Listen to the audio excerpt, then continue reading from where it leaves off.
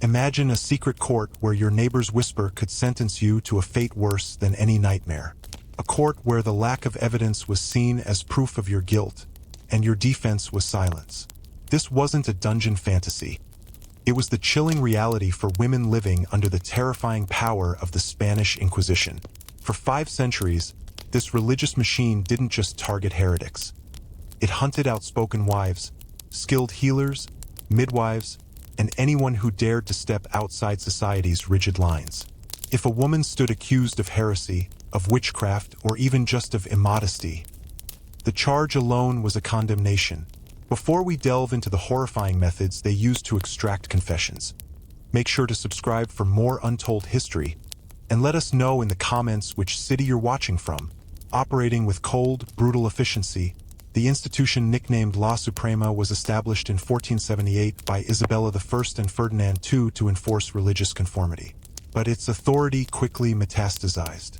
Women who possessed knowledge, especially those labeled as brujeria or witches, became easy targets. The moment an edito de fe, public accusation, named a woman, her life ended. She was dragged from her home, shackled, and thrown into a dark, suffocating cell, often denied knowledge of her accusers or the specific crimes for days or weeks. The true initial torment was not physical. It was the paralyzing fear the inquisitors mastered, a terror designed to break the spirit before they ever touched the flesh. They wanted submission, not truth. The use of torture was not just allowed. It was a cornerstone of the Inquisition's method, sanctioned centuries earlier. It wasn't about seeking justice. It was a calibrated tool of total control. For a woman in their grasp, her voice was erased, her body became the contested ground, and her confession, forced or genuine, was the only exit. Step inside the chamber. It's quiet, yet the air is heavy with dread. The only sound is the disturbing scrape of rope on wood high above. This is the strappado, deceptive in its simplicity. A hook, a pulley, a single rope. It was arguably the most feared, moderate instrument used. Accused women were brought in for a confession, not an execution. Their wrists were bound tightly behind their backs. The rope was secured, and with a small, awful gesture from the inquisitor, the executioner would hoist the woman into the air by her arms alone. The entire weight of her body was suspended, shattering shoulders and joints. It was a clean torture. No blood, no visible external wound, leading the courts to classify it as a milder form of persuasion. Yet muscles tore, nerves were irreparably damaged, and limbs could be permanently disabled. Sometimes the cruelty was amplified by a sudden drop, followed by an immediate, wrenching pull back up, maximizing the internal damage. Cries were ignored. Silence meant another lift. The records are incomplete, but chambers across the Spanish Empire housed this device for centuries, using this physical violation under the grotesque mask of purification. Now look at the device known as the iron spider. Its shape is unmistakable. Long, cruel metal arms ending in sharp, curved hooks, designed not for restraint but for deliberate destruction. Fastened to a cold stone wall, this instrument was allegedly created specifically for female victims, cloaking brutal interrogation as necessity. Victims, already weakened by isolation and fear, were positioned against the spider. The metal prongs, sometimes horrifically heated in a fire beforehand, were applied to vulnerable or easily mutilated areas of the body. The goal was to inflict unbearable, localized distress to coerce a confession for heresy, perceived impurity, or adultery.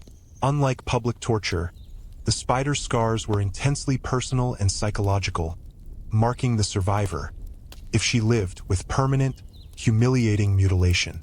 These proceedings were secret. Guilt was assumed the moment the accusation was made. The most disturbing truth of the iron spider?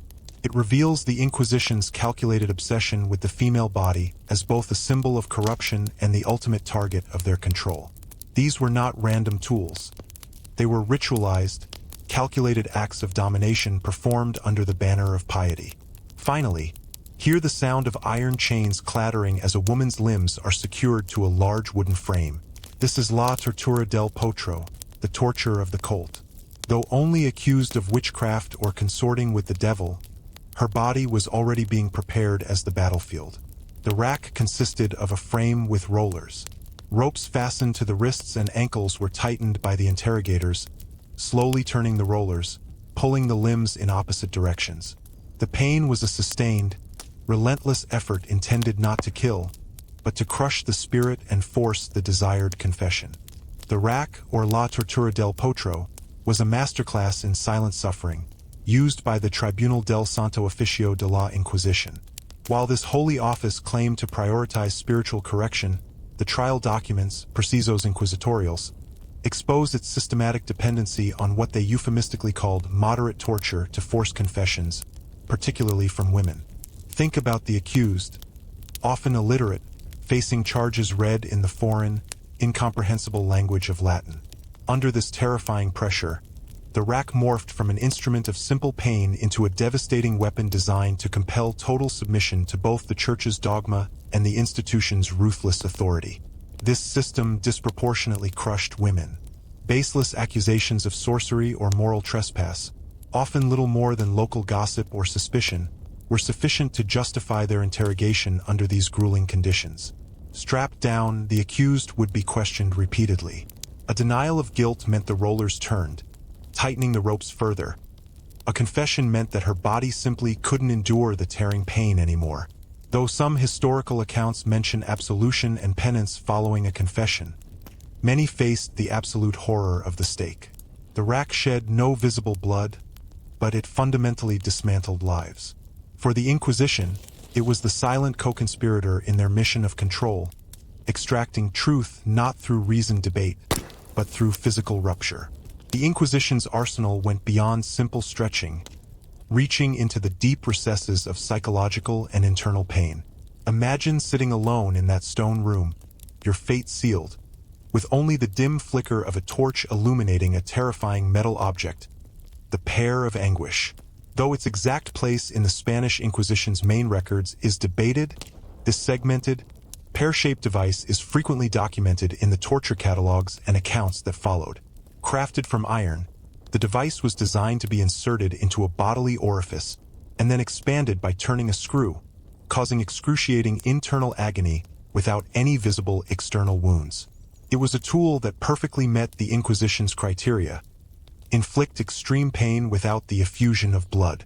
When inserted into the mouth, it was reportedly used to punish blasphemy. But for women, its darkest application was often linked to accusations of moral transgression, occult practices, or spiritual corruption.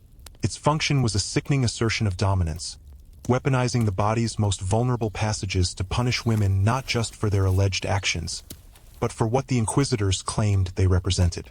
The psychological trauma and humiliation were as devastating as the physical pain it inflicted. Known as the interrogation chair or judgment chair, this device was forged from iron or thick wood and studded with hundreds of razor-sharp metal spikes covering the seat, back, and armrests. Once seated, the accused, usually a woman charged with moral crimes or witchcraft, was tightly bound. Iron restraints at the wrists, neck, and ankles ensured that the victim couldn't shift her weight even slightly to escape the pain.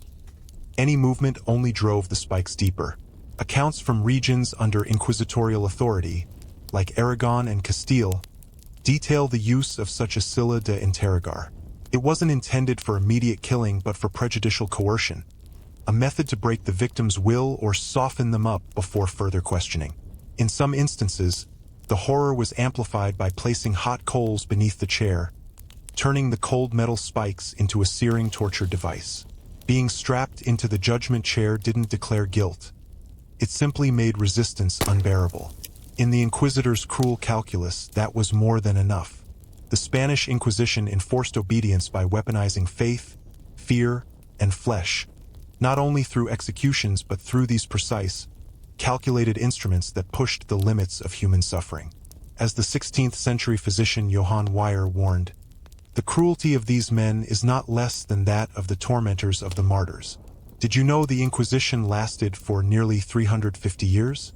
Let us know in the comments how you think religious courts could justify such torment in the name of salvation.